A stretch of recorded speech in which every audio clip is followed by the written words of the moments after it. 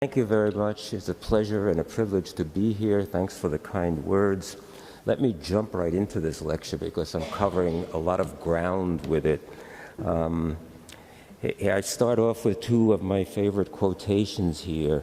The first one from Nassim Taleb is indicating that it's when you change a system in some way or another, something can go wrong, and often the things that go most terribly wrong.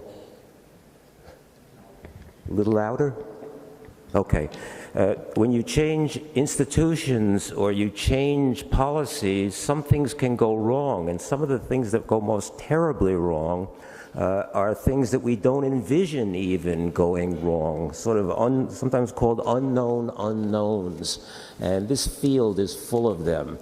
This is a kind of a talk that's a sort of an economist's apology, an apology why we can't come out with firm, crisp answers about how much to spend or what exactly to do in the case of climate change.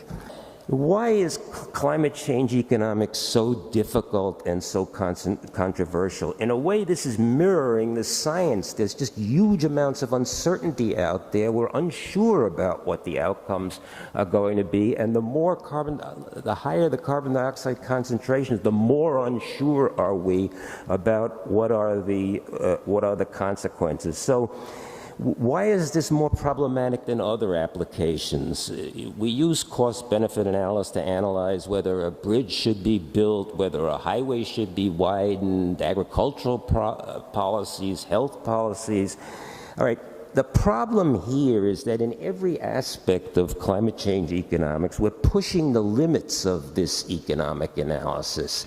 It's built upon assumptions, and the assumptions are becoming more and more questionable as we push further and further into these tales. So look, I'm going to try to give a rundown on what are the various special difficulties associated with the economics of climate change. What we really want to know is how much should we be spending on abating carbon dioxide levels? A lot, a little, an intermediate amount? It's very difficult to say. So here's some aspects that make climate change especially difficult. The time element. In geological terms, what's happening is almost instantaneous. So it's happening very rapidly, which causes a lot of the uncertainty. But on human time scales, it's spreading across generations and centuries and even millennia. How much is it costing us for each ton of carbon dioxide that is being emitted into the atmosphere? And they use three models, and you can read about this. The Congressional Committee used a 3% discount rate, and they came up with a number. I'm sorry, I don't have the slide on that. They came up with a number of $40 per ton of carbon dioxide is what the damages are going to be in present discounted terms. Now, if they had used the rate of return on capital, on average, the real rate of return on capital is closer to 7%. So if they had used that as a discount rate, the social cost of carbon would be $2. So it goes from $40 to $2 if you increase the discount rate from 3% to 7%.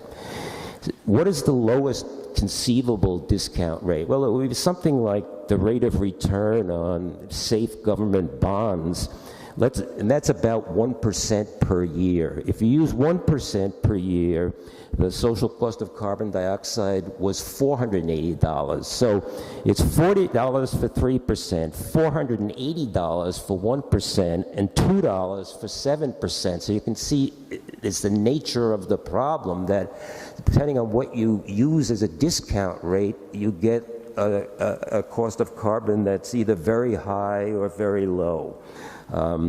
There's now work, for example, there's a general agreement that if you have a lot of uncertainty and the discount rates, you don't know the future discount rate. You know the past discount rates, but there's no deep reason that we can extrapolate that. It's not a law of nature that the rate of return on capital be 7% or 1% or whatever it is. It's just what happened in the past, seemingly. There's a lot of work that shows now that if you don't really know what the future, if you don't know what the future discount rate is, you're uncertain about that, that the schedule you actually use ought to be a family of declining discount rates that decline down to the lowest possible number. So about this there is some agreement, but it still leaves a lot of room.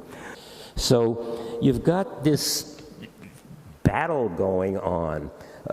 The higher the temperature change, the more distant in the future it is, and the greater is the power of exponential discounting to discount it away.